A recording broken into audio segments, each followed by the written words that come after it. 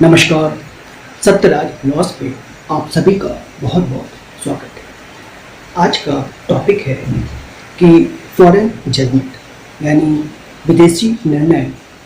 तो उस निर्णय या डिक्री का पालन भारत में कब और किस परिस्थिति में की जाएगी, आज का टॉपिक यही है।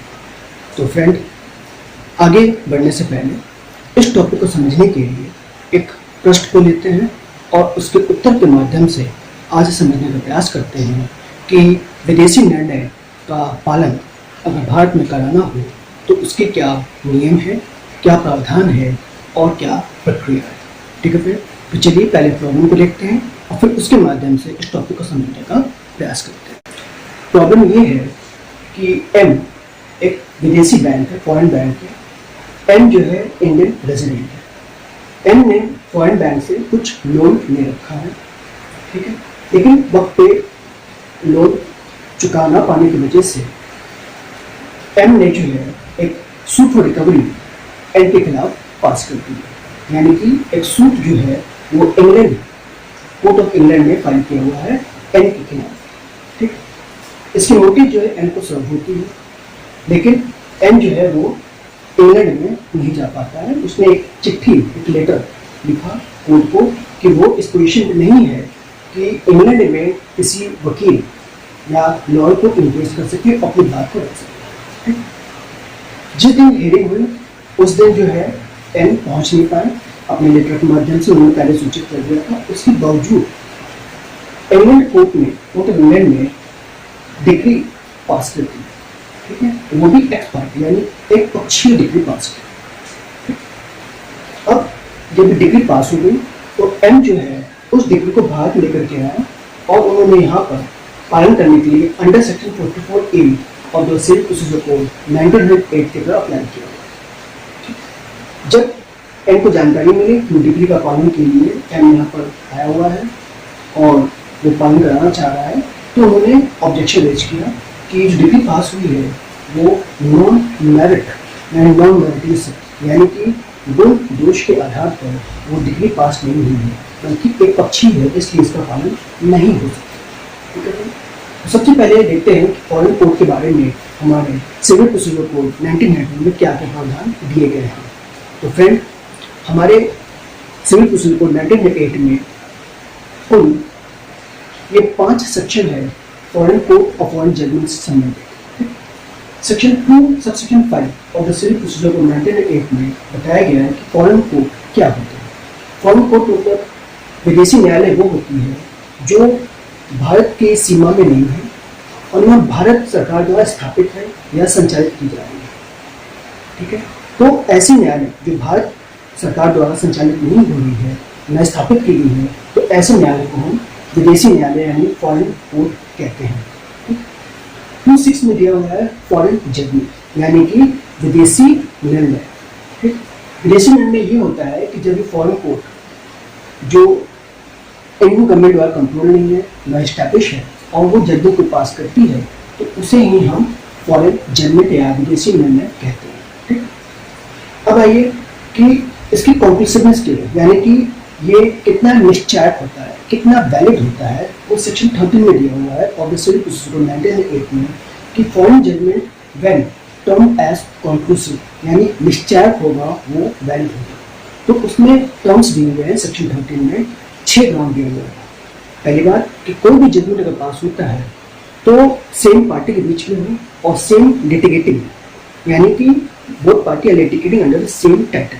ठीक, सेम पार्टी हो और सेम टाइटल हो। इसके सिवा 6 ग्राउंड और दिया हुआ है जहां पर किसी भी विदेशी निर्णय का निश्चयक यानी कंक्लूसिवनेस तय होती है। उसमें पहला ग्राउंड है कि जो जजमेंट पास किया गया है that should pass by competent court, यानी वो न्यायालय जो है सक्षम होना चाहिए।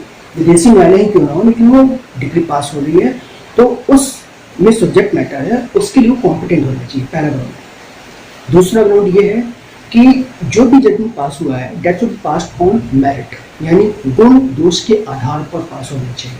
ठीक, तीसरा ग्राउंड ये है कि कोई भी जजमेंट जो पास होता है फॉरेन कोर्ट के द्वारा नॉट अगेंस्ट इंटरनेशनल लॉ, यानी अंतर्राष्ट्रीय नियम के उल्लंघन के खिलाफ वो डिग्री पास नहीं होना चाहिए।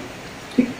चौथा ग्राउंड ये है कि दैट शुड नॉट वायलेट या अपोज द इंडियन लॉ। ठीक है, यानी कि वो जो जजमेंट पास हो रही है वो भारतीय कानून का उल्लंघन ना कर रही है। ठीक। नेक्स्ट है कि ऐसा जो जजमेंट पास किया गया है that should not be obtained by fraud, छल के माध्यम से प्राप्त नहीं किया गया। ठीक है। और आखिर में ये है प्राकृतिक न्याय, यानी नेचुरल जस्टिस के खिलाफ नहीं होना चाहिए। ठीक है। नेचुरल जस्टिस मतलब क्या है कि जिसमें ये बताया गया है कि दोनों पक्षकार को सुना जाता हो, यानी राइट टू बी हर्ड हो, दोनों पक्षकार को सुनने का मौका मिला हो और अपनी बात रखने के मौका मिला हो, तभी वो प्राकृतिक न्याय के अंतर्गत आता है। ठीक। तो ये कुछ 6 ग्राउंड है, और अगर ये 6 ग्राउंड का कोई भी ग्राउंड अगर उल्लंघन होता है तो फिर ऐसा जजमेंट निर्णय जो है वो कंक्लूसिव या निश्चय नहीं हो। ठीक।